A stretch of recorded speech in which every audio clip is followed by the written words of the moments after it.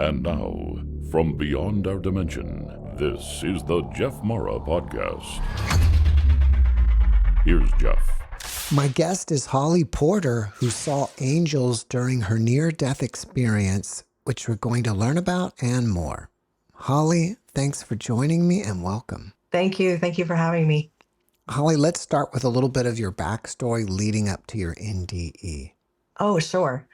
Okay. Well, I was home sick for about a week and I had come back from a conference, and then I woke up intuitively about 4:30 in the morning and told my husband we had to get to the hospital now. I couldn't breathe, felt like an elephant was sitting on my chest, and I had tested positive for COVID and had the Delta version. So I went with him, and he said he dropped me off at the front of the hospital. He also had it. And by the time he parked, we all know how slow the ER is. Well, in this situation, they were not slow. By the time he walked in to meet me, I was already up on my way to the ICU. They knew I was in a lot of trouble. I had 63 oxygen and probably wouldn't have made it much longer if they wouldn't have got me medical help real fast. So that was the first day of 70 days that I stayed in the ICU and hospital. And I was intubated twice while I was in there, had a tracheotomy, had sepsis, and a couple other life-threatening things. So there were a whole bunch of issues. Walked in on no drugs, walked out on 12, and one more diagnosis than I walked in with at the time. So it was just a crazy story because I was a really healthy person, barely got a cold every year, and just never had any of these challenges. So as I'm there, at one point, I lost all 5 senses. I lost my taste and smell from COVID.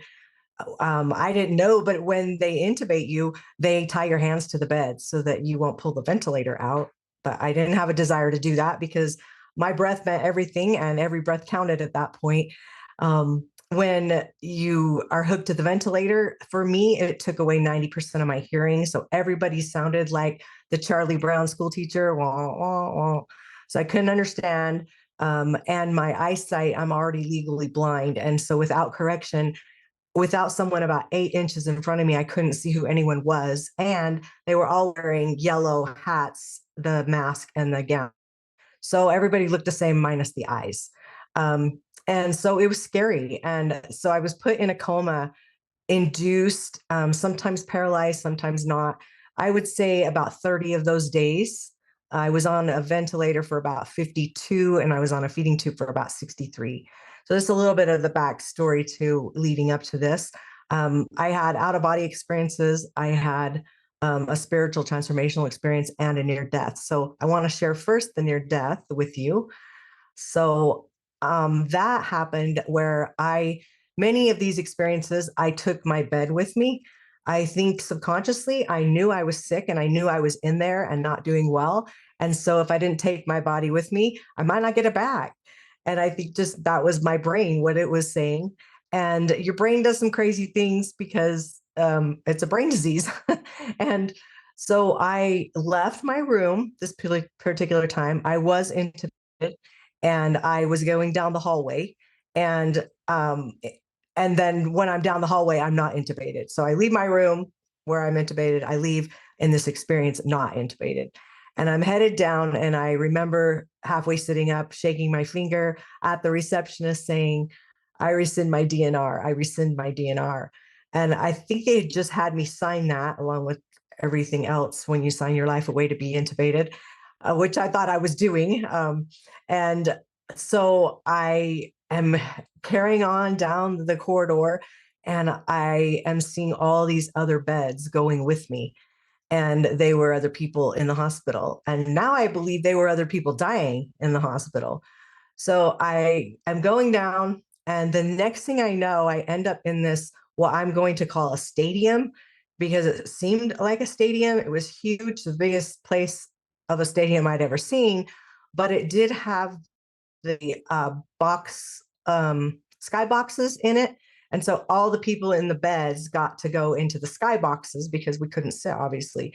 And then that was like the last time I remember being in my bed.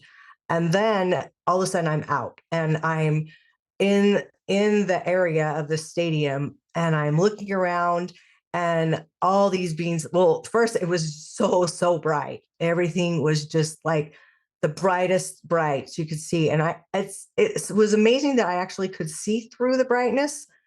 That was always strange. I don't know. That was just different for me. Because it was so bright, you wouldn't think you could see, but I could see. And there were just tons and tons of people there, and they were all in really bright or light or white clothing, and maybe they were all in the same clothing, if but and different shadow. I don't know. It just everything was just bright, not shadows, just bright. And then I looked and they were all wearing some kind of dress or robe type thing. And I could see all their feet. So I knew nobody was on the ground. And I was just thinking, wow, I was just taking it all in. And then the music starts. And I'm hearing it from everywhere. And all these songs start being played that I had never heard before, but I knew the words to every song. And I love to sing. And so I started joining in with everyone. And then there was also conversations going on that were just nobody was speaking. It was just back and forth, back and forth. As fast as you could think a thought, you had an answer. And you could look over it one way at a crowd and you could just know. It was just like this knowing of everything all at once. And just the energy and the joy and the love and the peace and every word I can think of, you felt. And so, of course, I never wanted to leave. And then I remember going to what I'm going to say my life review. And I only saw good. I only saw people with love, the hugs, the joy, the service that I gave. And I was like, kind of almost remember thinking, where's the bad? I know there's lots of it. We all have done bad things. And then this feeling came over me that was communicated like, this is what mattered. The good was what mattered. And I remember just thinking, wow, that's a God of love. and and so then I'm put back into my well, before that there was also a bunch of like all around. And it was like just a bunch of matter. I don't like cloud looking different things that would swirl around. So there was matter. And I remember noticing that as well. And then all of a sudden I'm back in my body. I had no choice. I remember if I would have had a choice, I can tell you I probably would have stayed. And we don't get to talk to those people because if they stayed, we don't see them. And I didn't get that choice. And so I remember being back in my body, and my sister, Jill, was with me at that time. And they stayed 24/7 with me in the hospital. And at that time, they would allow one person in the room every 24 hours. My husband was home with, his issues and was on oxygen. And so he couldn't come see me for about 3.5 weeks. And that's when all these experiences happened. So when you're intubated, obviously you can't talk. But my sister could tell I was very uneasy. And so they brought this alphabet page with the alphabet letters on it. And that's how I would spell out things to them. And I remember sometimes it taking 2 hours to spell a word. And I was so exhausted because I could barely even lift my hand. And I remember brought that out, and I started spelling KID, and she's wanting to help me, and she's like, "Oh, your kids, do you need me to tell your kids something?" And she could tell that wasn't it. And then I went on NAP. And when she realized I had spelled kidnap, she said, I got so sick to my stomach, I wanted to throw up. She's like, I just ran an errand and came back. What happened while I was gone? And right then, when she just figured it, that's what I was saying, doctor walked in with the nurse and they came to extubate me. And so she said, when they got the tube out of you, then you could talk, not very well. She said it was really hard to understand you, but you could talk and you had lots to say.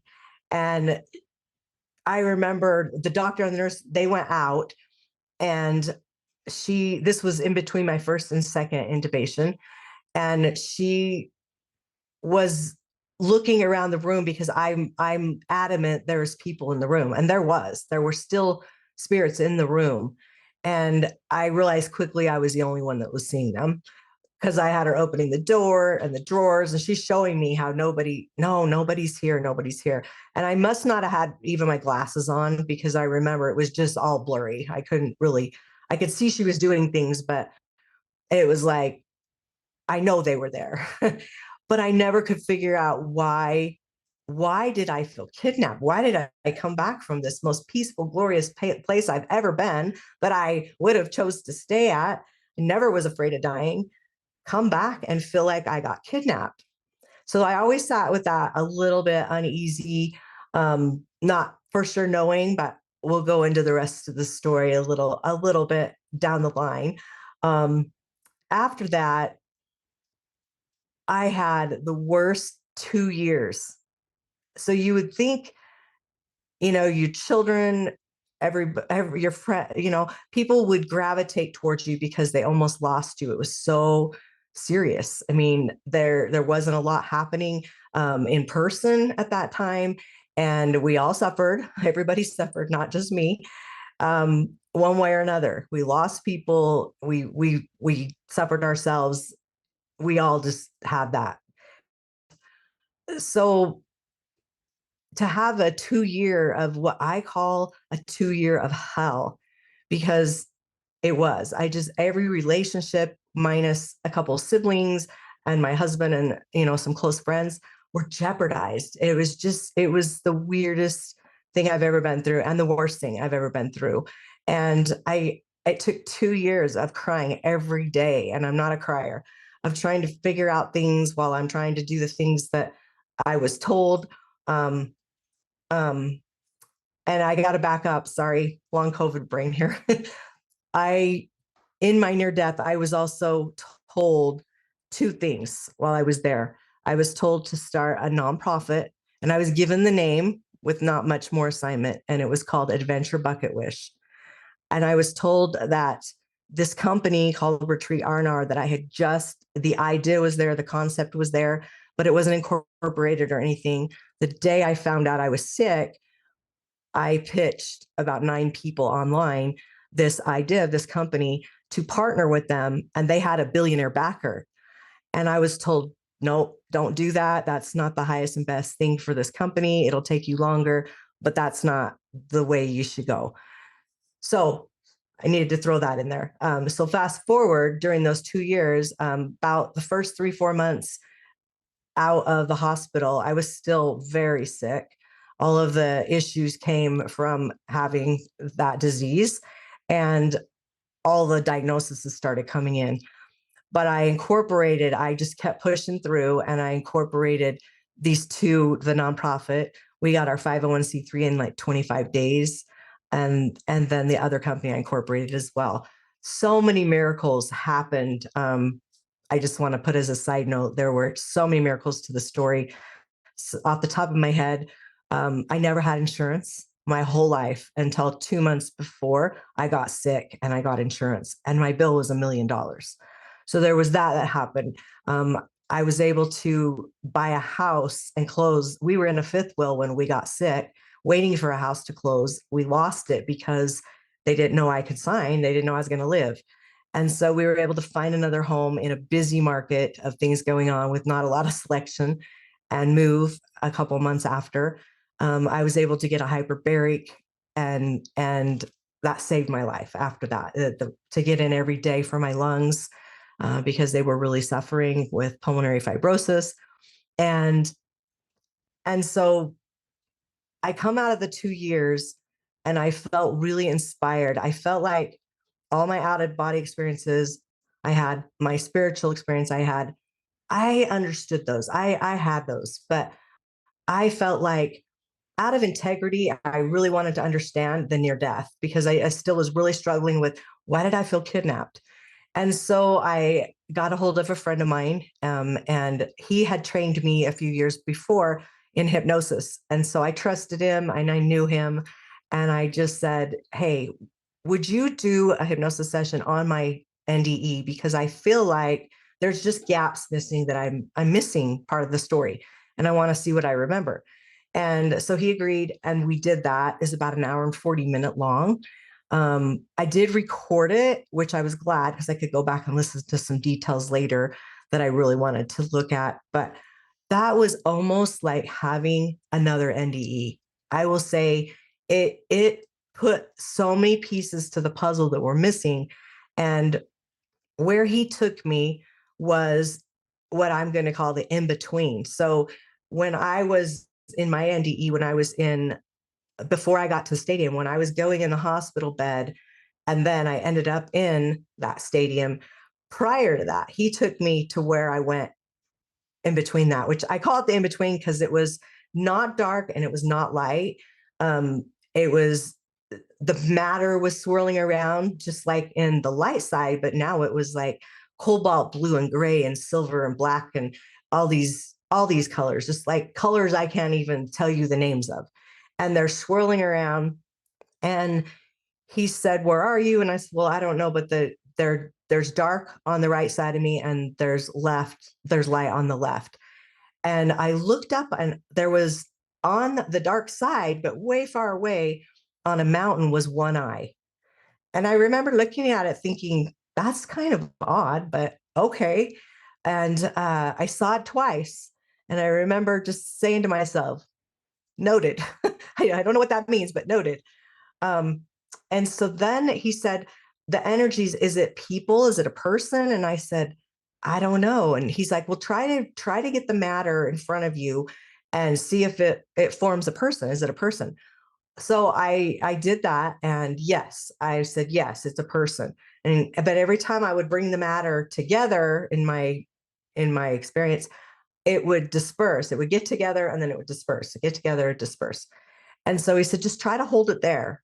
And so in hypnosis, a lot of times when you're working on a challenge or a person challenge, they will have them become you.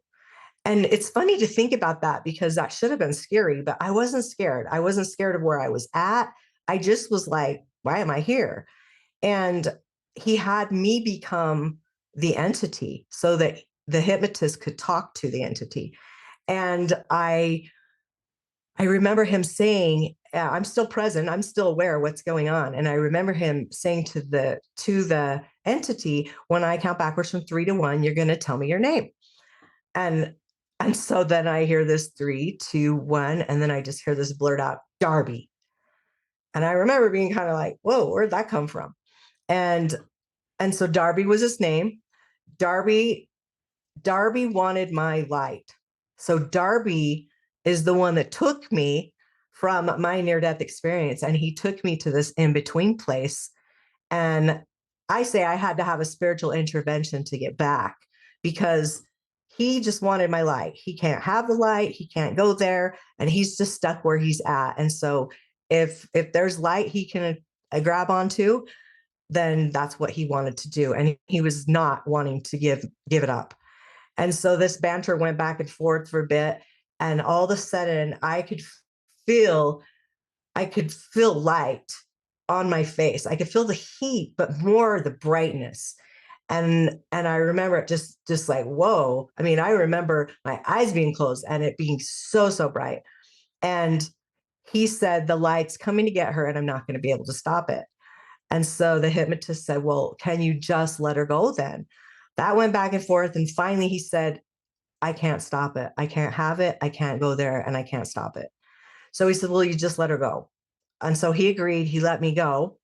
And so then I walked forward and there was this tree, and the tree kind of split, almost like a split in the road where you could pick. Do you want to go to the dark? Do you want to go to the light?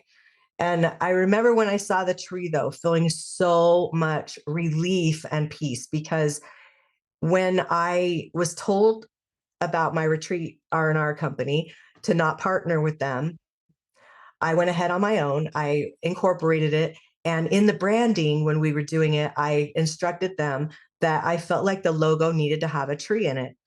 And I didn't know why, and no one questioned me. And so when I see this tree, I'm realizing, wow, you created that tree in this company, not even remembering this part of your NDE, and here it is. And so it was like, that was so much comfort, because remember, I had just come out of this 2 years of awful, awful, awful hell into, all this wondering. And now it's like, wow, you listened, you knew this. So I was really a lot of peace. I was really excited when that happened. And so I was able to get over to the light, to the left side. And when I got over there, I saw all the swirling again of the energy, and even the energy on the in between, it would form hearts. Like the energy would come together and form a heart, and they'd all float to the left, which was the light, which all of us are attracted to light. And so when I got to the light side, those hearts became like a rose colored court type colored heart. And that, when I saw that, was another aha moment for me, because the Adventure Bucket Wish Foundation nonprofit, when we had our first gala, after it was, our 501c3 was incorporated and everything, I made these gift bags for everybody that came to the gala. And inside each bag, I put a rose colored heart, pink heart. And no one questioned it. I didn't question it. And when I saw that, it was so comforting. It was just like this little extra God gift. I felt like that, hey, the two things I told you to go and do, you did, and you didn't even remember. You didn't even remember. So the other thing that the hypnotist told me, which was not his words, was more will be revealed to you when the time is right. And I was at such peace with those words, because normally I don't like surprises. If I know they're coming, I want to know what it is. If you just surprise me, it's fine. But is that not knowing that I wanted to know. And this didn't matter. I was like, okay. I was just like, that's fine. I think about it now, and I don't think I could have handled everything I would have gotten, and I wouldn't have had those 2 years of those experiences. But that's why I felt kidnapped in my near death, because Darby took me when he wasn't supposed to and brought me into the in between, and had to have that spiritual intervention to get back to what I remembered. And it was just those words, the message that I got to come back with was all about love in the NDE. But when I did the hypnosis session, I got a clear message that I didn't remember either. And it was love them where they're at. And when I got that message, it changed, it took judgment away. It changed perception. And if I would have had that message and remembered it from the hospital, I probably wouldn't have had those 2 years of awfulness. And I wouldn't have had all those experiences and lessons that I needed, that are preparing me for the philanthropy work that I need to do, from the money that the business is going to create. It's like this whole timeline is just like laid out, and I see the end result, and I just need to work backwards and fill it all in. And I know, I lived for a reason. I know that. I never felt like before I really had a purpose. I mean, I had a great family and everything, and I just never really felt complete. And I never knew the whys behind everything I was doing. I was building relationships for 10 years before that with all these people all over the world. And those people are for now. They really weren't for then. They were for now. And I wouldn't have been able to do what I'm doing now if I wouldn't have built those relationships. And so there was just so many pieces to the puzzle that came together after that. um, anyway, that's my NDE story. Holly, thank you for sharing your story with us. When you were in the stadium, do you feel like it was a stadium of people who just transitioned and they were all sharing their life experiences with each other? Wow, I never thought of that. Maybe I was just such a great experience. I just felt the support. I don't know. That's a really good question to think about. You have to have your vision corrected here in 3D world, right? Yeah. But on the other side, your vision was normal. Oh, yeah. Yeah, definitely. I mean, everything, I mean, minus the energy that was kind of misty stuff sometimes that was floating around, it didn't affect, like from the waist up is almost what I'd say. I felt like everything was very clear there. But I still could see feet. So the misty, energetic, swirly stuff that I'm talking about wasn't there all the time, because I remember seeing feet where nobody was, that's how I knew nobody was on the ground. You saw an eye on top of the mountain. What it reminds me of is like the all-seeing eye, kind of like on the dollar bill. Yeah. Well, see behind me, I have pictures on my wall. If you can see them, their eyes as well.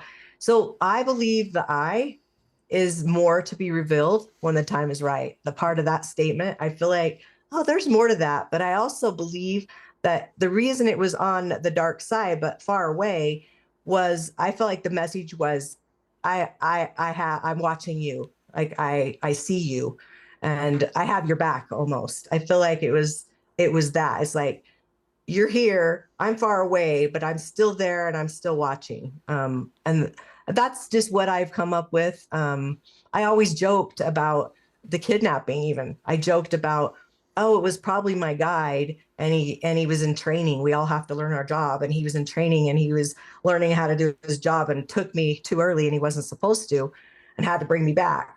And that was before I had the hypnosis and realized it was Darby that took me. So it's interesting how some of my perceptions end up being really close to what it really was. So I don't know. I'm excited to see what more is going to be revealed. I just figured some other things out, this year, and I just love the little pieces to the puzzle, and it's just very comforting. Since your NDE, what has been revealed to you? Wow. I think this the continuous. I mean, so many miracles. The continuous guidance that I've been able to feel, and I always had the gift of knowing before, but I feel like the gift of knowing is definitely heightened to where if I stay still, I feel like that's why I got put in a coma, is because I wasn't listening. I had lots of people tell me that too, that I needed to be put still so I would listen to this message of what I needed to do. And now it's like I feel like I get a little bit of relapses sometimes. And I realized after a 10-week relapse, wow, you probably need to sit still again. You're probably a little off track. And I'm going to remember that for the future, by the way, because those relapses are not fun with your health. And I think just that gift of knowing, and then just having the right people show up. I've also had the wrong people show up. And that could be when you get a little off track. There's lessons in everything. And I'm grateful for them. I don't want to relive them, but I'm hoping that they'll continue and more will be revealed, and more that more knowing of just moving forward to help as many people as I can. Do you have any specific things that was revealed to you? Any aha moments, or like, something that you can share that has never been said before? How about I tell you about my STE experience, and then let me kind of think through that, because that might bring something up Okay. for me off the top of my head. So my STE experience was after the NDE. That was so the story behind that was I was not doing that well in the hospital, and my cousin had sent a text to my sister, one of them that was there, and just said, "Will you please read this to Holly? I know she's not doing very well right now, and I feel like she just needs to hear this." Normally, I wouldn't put it in a text because she lived in a different state, but she's like, please read this to her." And it was basically, she had been praying for my husband and I for our wellness, and she had all these spirits surround her. And she's more of a feeler, I'm more visual. And so she asked one by one who the names were of these people, and that they were supporting us, is what the message was, and this is who they were. So I must have been put back in a coma shortly thereafter, and I remember laying in the bed many of those days, praying, is is this it? Is this how I go out? Is this the end?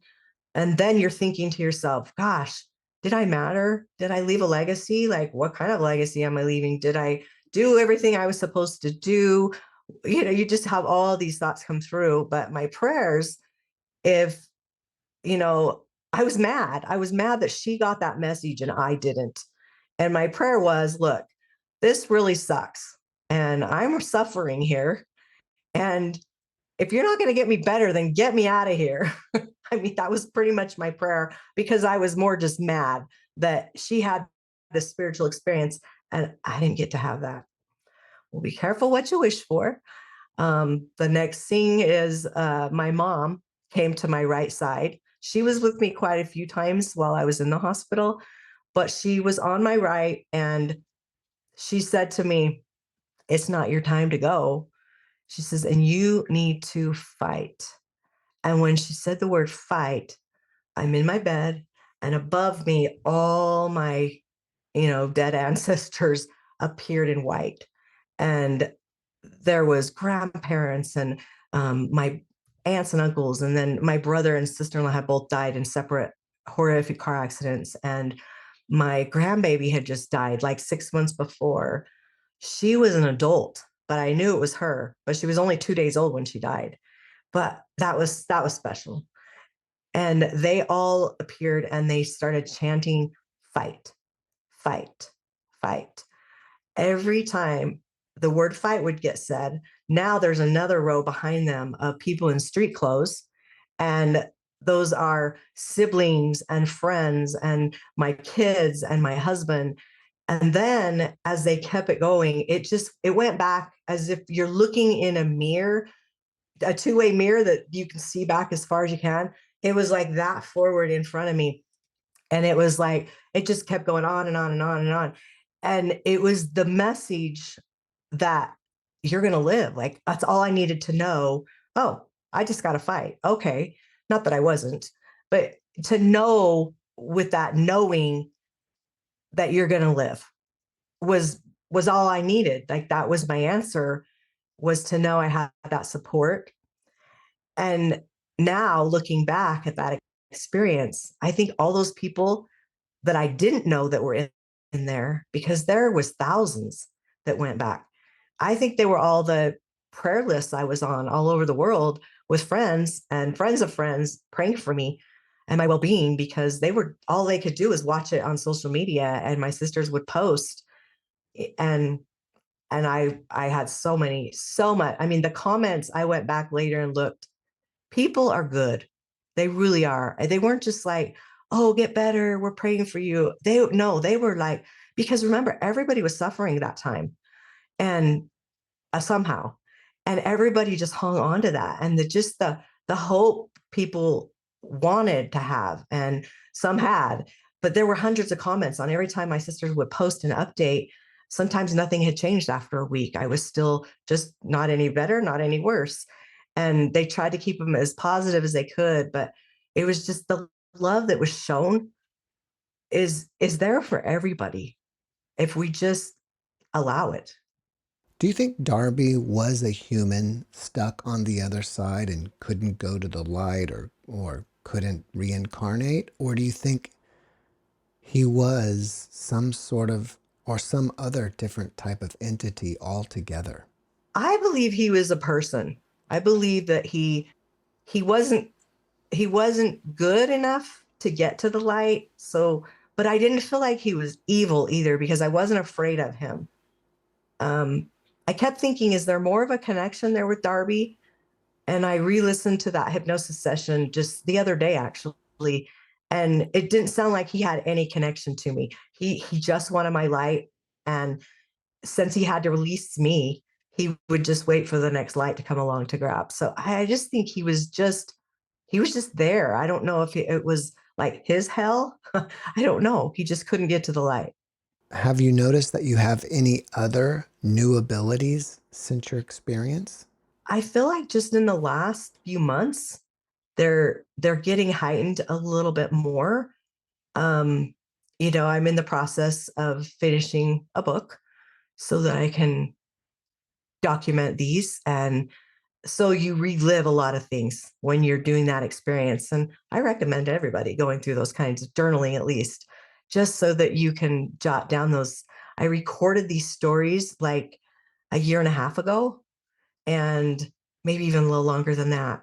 And just listening back to those and what I've learned since then and what I've done since then, it's like things have shifted. Like the story's still the story, but I feel like the rest of the story is still coming, and they'll probably end up being um, a book that has to be updated, later, because I think there's more to this story. I don't think this is the end. There's a lot more.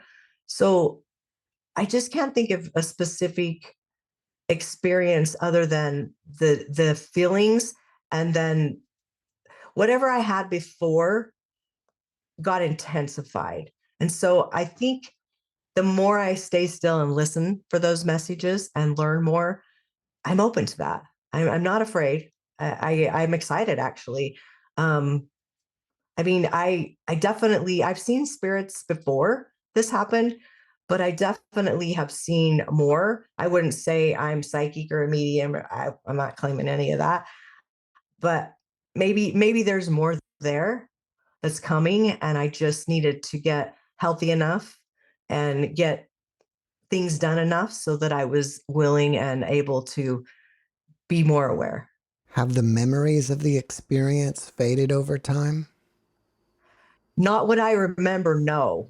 Um, it was the gaps that I don't think they faded. I just think they weren't there. Like they were, I think the divine timing wasn't there to know what I needed to know, just like what I'm still going to know. I feel like it would be too much and too overwhelming to have it all and remember everything at once.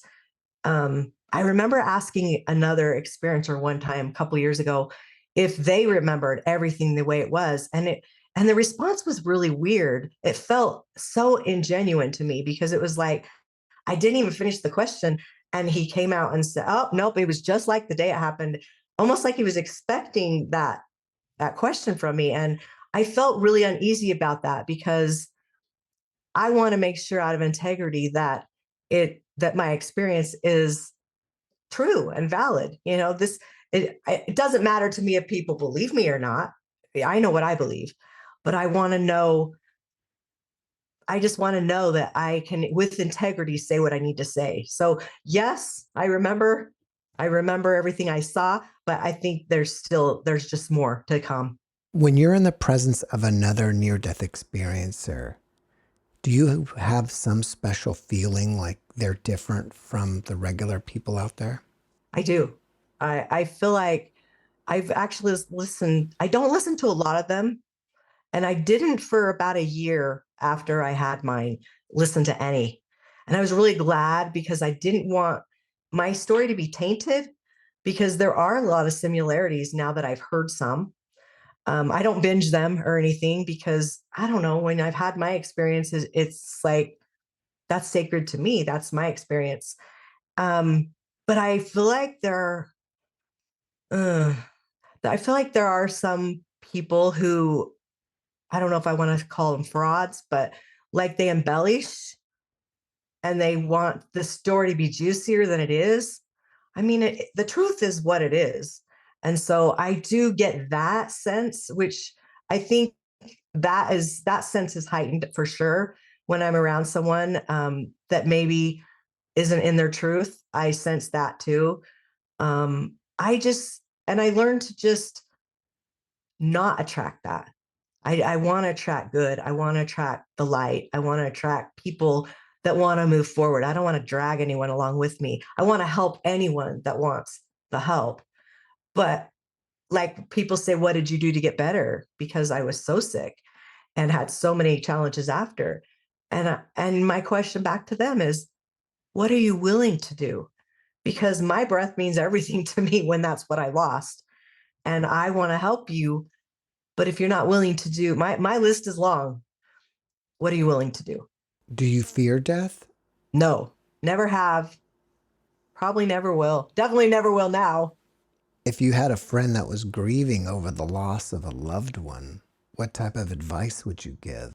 Oh, I would say that, let me put it in perspective because it changes to how I feel at the moment. But 1 second where I was would be 100 times better than all my bad days on earth. So if you can even think about it in that sense, 1 second. So take every bad day you've ever had, every bad situation, every circumstance that you've been in that has brought you where you are now. Yeah, it's nothing to fear. Nothing to fear.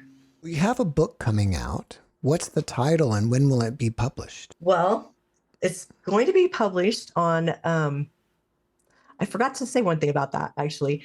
The logo that I had that was the tree had 11 leaves and 11 roots on the tree. And that was a divine intervention. I didn't plan that. I didn't ask for that. I just asked for the tree logo. And that's very significant because I got out of the hospital on 11/11. My birthday's 1/1. There's just a lot of really special things around that number for me. And so that our book launch will be 11/11. The title is called Retreat Forward, A Journey from NDE to CEO. So it sounds like you created some sort of bucket list adventure group. Is that something that's operational now or you're working on it? Yeah. So there's a little story behind that as well. So adventure bucket, and it's wish, not list. Um, so that title came with not a lot of other instructions. When I got out of the hospital and I knew I needed to create that, I always wanted to have my own nonprofit, but I never really could. I could get behind a lot of causes. I've always helped with a lot of philanthropy, and there's so many out there, but I just in my gut kind of knew that I'd have a nonprofit at some point. So when I was told to do that, I was kind of excited about it. I was like, oh, finally, I got the name. Great. Now what? Well, because of my illness that I had, um, I created it around that group of people. And it was to help that group of people, which there's 100 million suffering still. And then about 2 years in, I had a podcast. I took all my fundraisers off the table that year because something didn't sit right. So maybe this is the experience I'll share that I had that you were asking me about earlier. I couldn't think of one. So I'm not doing fundraisers for the nonprofit. I'm doing my podcast and thought I'll just do my podcast until I know why I'm feeling this. And I was in the middle of recording a show, and the guest who had the same disease, she was telling her story, and all of a sudden I'm reliving mine. I'm in the hospital. I can't breathe. I mean, I don't know what it looked like on, because I do video. I don't know what it looked like on her end, but I was like sitting with that while she's telling me her story. And I'm like, what is happening? Like, what is going on here? And I get this huge download. This is not your mission anymore. This will be your last podcast, at least for that mission.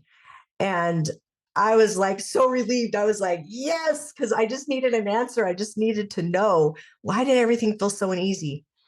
I think what happened was I was getting better, and I didn't like hanging out on the social media groups because they were so negative and everybody was whining. And I mean, don't get me wrong, it's a horrible thing to suffer from. And my heart is there for that. That's not it. But for me, it kept dragging me back into sick space. And I wanted to focus on wellness and I wanted to move forward. And nobody cared about it anymore. I felt like it was just this negative, and it just didn't feel right. And so when I got that answer, it was like relief. It was oh, yay. But then Kate, I had a hard time even finishing the show. I finished the show and I immediately disconnected like all of my servicing to it. And I think I posted that one just on YouTube, and literally I was done. But the next day I'm really unsettled because I'm like, why would God tell me to start this nonprofit? He gives me this name. I pick a great mission that was so underserved and needed. And then this happens. And so I called up one of my friends who's a board member. She helped me create everything. She's also very energetically in tuned. And She said, if I remember right, you didn't get instructions on what the nonprofit should be for. You just got the instruction to start the nonprofit. And I says, you're right, you're right. And she said, so you're almost 3 years in. Let's just change the mission. Keep the nonprofit because it's a lot of work to get that. And let's just change the mission. So that's what we did. And she said, what would light you up? What would make you happy? What would make you want to move this mission forward? And so we came up with, I found my purpose by having all these experiences that I didn't have prior. And so it's about leading women with purpose to help find that for them and helping them get to where they really want to go. And so it feels so much better. And it's strange that it shifted like it did, but those are things that I'm open to and I'm listening for, because it's okay. Those lessons that we learned from all the experiences that we're being given are for future, I believe. Holly, after watching this podcast, people may want to connect with you. Are you open to that? Oh, of course. They sure can. My email is just my name, holly@hollyporter.com. You can throw me an email. I'm on all social media platforms, some more than others, but I'd love to connect with you. Mention that you saw the show and happy to answer any questions. You can also contact us at adventurebucketwish.org. That's the nonprofit, and there's a contact form on there. You can reach out on there if you'd like. And always we'll take donations. Before we finish up, can you leave us with a last positive message? The biggest thing I want to leave people is to love people where they're at. I think that message is so important. It was a life changer for me to understand that. And I shared it with somebody that was a therapist that almost had hate in their heart for people that do bad things.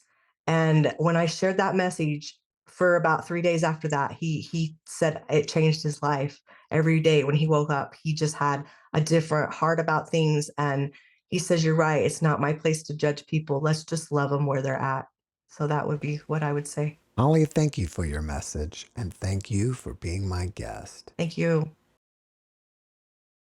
Thanks for watching the JeffMara podcast. I really appreciate you. Another way to show support is through YouTube memberships. And if you do, there are loyalty badges and other perks depending on your level of membership. All you need to do is click the join button underneath the video to find out more. Thank you for your support.